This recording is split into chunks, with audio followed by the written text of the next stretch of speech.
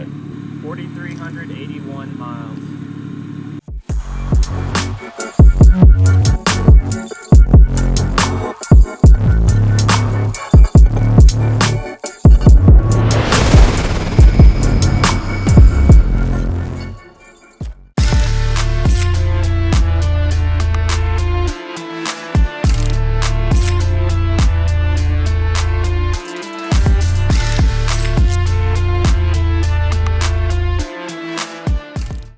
That's carbon fiber, they just painted it. So you had an option, it was cheaper, it was like, I think it was $1,100 if you had the paint matched console trim. It was, I think, $1,850 if you had carbon fiber.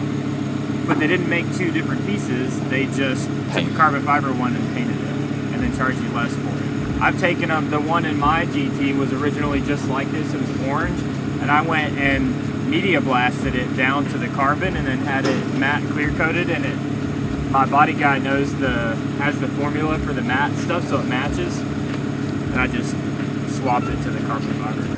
Is that the rubber thing? Shove back in it. No, I'm gonna keep it if it's good. I got a spot for this. Okay, so now we're disconnected from the pump, so we can take the pump out.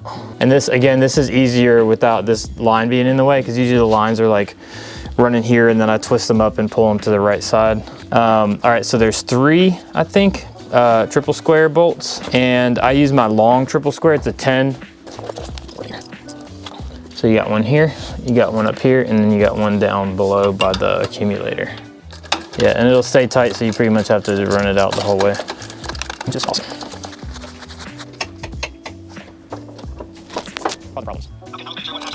Like, you'll notice there's still crap in there. See how there's still stuff in there? So you can't ever completely drain it, but just getting most of it out so we can shuffle it around without it being creating a mess everywhere. So we've got a 10 mil right here, and then a 13 wrench. This one here. All right, so that loosens the bracket. 13 mil, just an open box wrench. This is just a fitting for that hard line. The tool starts to back into this when you're taking that out. And so, should have first spot now. Flop it around here. All right, the whole thing's free. Pull it out. If you rotate it this way, it's gonna spill, so try to kind of keep it level. And ultimately, you wanna try to flip it over. I've got the hose plug. No, it's fine, like this. But it'll leak no matter what, so it's pretty much inevitable. Now we need to drain it. There's 2 places that we will drain it from. Typically what I'll do is I'll set out a bunch of these squares of the pig mat, and everything that we pull out, I'm gonna set on there.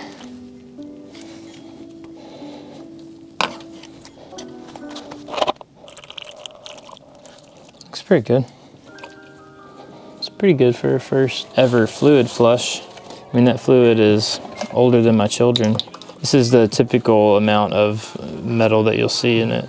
I mean, you have little pieces, not much, but you can just see it's a tiny little bit metal. That's not even metal, that's anaerobic. So just after the transmission's run the first time, it will get some metallic in it, but that's normal amount right there. What is this torque to? 50 Newton meters. That's it? A couple? You don't want that. No, looks good too. All right, so this is where the majority of the metallic is gonna wind up on the magnet. And it's gonna be a very fine sludge like this. And we should not see any large pieces or feel any large pieces. It should literally just be a sludge. Looks good. Is when you start taking stuff off, like you'll pull this out and something will fall. Yeah. So the last thing we want is for it to fall in this. Yeah, use the long one and then put it on the impact and just rip these out. Leave one in. I usually leave the top middle one in. Yeah, just back it out. All right, there's 2 dowels, but there's also a set of gears. There's an idler gear with the washer, and any of that stuff can try to fall out. It usually doesn't, but it can. Okay, and we're good. And for now, I'm gonna just tilt that right there so that it can continue to drain out. So we have to clean off all these surfaces. First, I'm gonna take this apart. So I'm just gonna show you this idler gear. Just comes out, you got a tabbed washer on both sides. And then we need to break these indents. And then this is a 38 millimeter, I think. 36, 38 millimeter. And then this needs to come out pretty much as an assembly. So I'm gonna first knock the pins out. It'll stand to be bigger, but.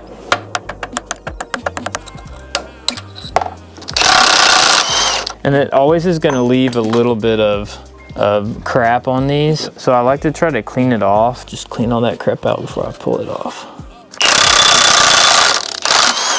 Okay, now you want to try to slide this entire thing off together, including this, okay? So you can actually push that shaft in a bit to make sure it comes out together. But if you mess that part up, then this hub will come apart. There's detents right here. And if that blows apart, it's gonna mess up the functionality of this unit, and you have to reassemble it exactly how it was. So it's easier just not to. Now for the next part, I start under here and go at that 13. I'm gonna let you try it because I have a really good view from up here. Okay. Use my short 13 wrench that I know we had out somewhere. We're gonna take off these, which are 22s, 24s. The nuts are on top, and then you can get a wrench to hold it from below. Yeah, it may not need it. One more. Stop. Okay, now let's take these off. This side, so yeah, 6, yeah, just that one. I'm gonna stick you on the cleaning duty part that I hate, and then I'm gonna do the prepping the parts we're about to install. And keep the grease off my hands. So that part's assembled. Twist tie, let me grab a factory twist tie. Okay, so that's the first half, and then I just put these in the case, install them once it's on the car. We gotta break this case, and it's gonna leak. Yep. So I'm gonna tuck this up under this piece of wood, and it's gonna keep my jack from getting gross, mostly. All right, you don't wanna hit it on this spot right here. There's an O-ring on the other side of that, so I'm gonna come down here, watch it out. All that anaerobic on the studs. These two and that one, see how it's all just hanging off? Okay, so you mainly just want to get like right up to the edge. And then once you do a section, you can flip it around. And oh, one thing I should point out, O-ring, we got to make sure these go back on, and we got to clean them off before we put them back in. Yeah, that's just straight up bending that Allen.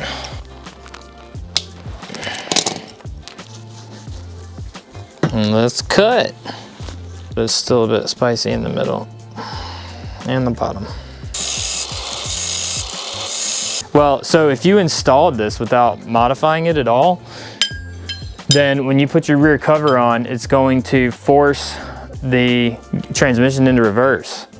And you're not gonna be able to shift into any other gear. It's not gonna be able to go anywhere. If you try to run the engine like that, you could damage the transmission pretty good. So that's why we have to do it like that.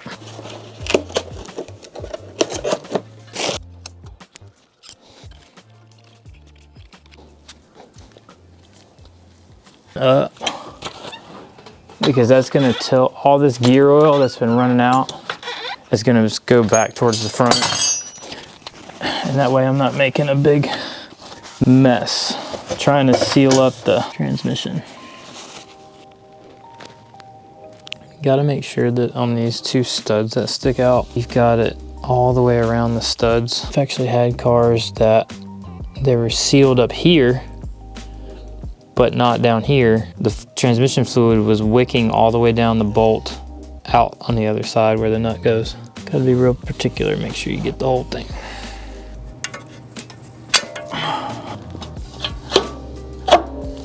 Okay, good.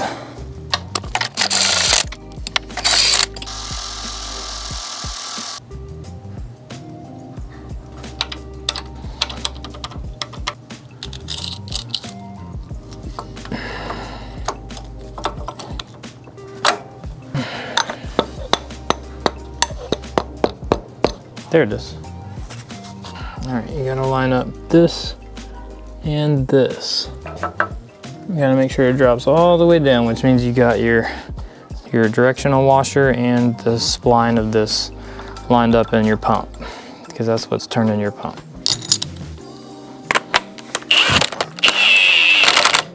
It's worth 10 grand to me.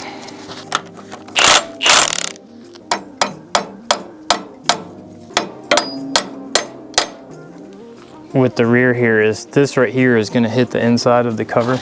And this standoff right here is not there on a manual rear cover. That's pretty much the main difference. So this sticks up 8 millimeters higher than a manual one, which means that we have to trim off 8 millimeters from this to make it match this. And all that's doing is keeping me from accidentally shifting this backwards.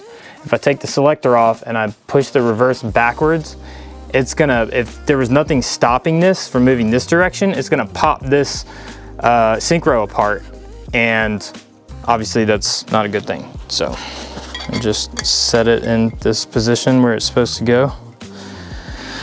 And then when I hook this up in there, I'm gonna wiggle it around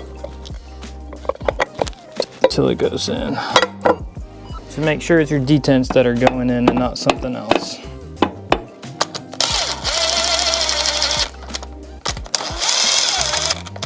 That's pretty much it. I'm gonna put my plugs in on the detent holes, but in terms of what we're gonna do today, that's it. I'm gonna let it sit overnight.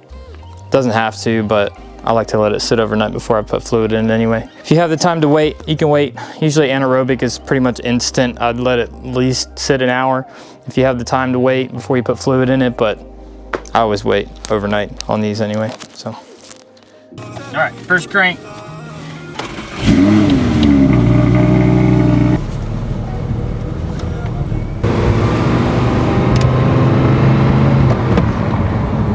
It's like driving a brand new car, dude. It's just hands down the best car money can buy for this kind of thing. There's like no drama. It's just like, just very smoothly sucks into every gear as soon as you touch it.